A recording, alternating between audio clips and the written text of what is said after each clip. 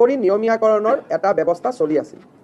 ৰাজ্যৰ এডভোকেট জেনেৰেলে আমাক এটা অপিনিয়ন দিলে যে চৰকাৰে উচ্চতম ন্যায়ালয়ৰ উমা দেৱী গোচৰৰ পৰিপ্ৰেক্ষিতত কাৰো চাকৰি নিয়মীয়াকৰণ কৰিব নোৱাৰে।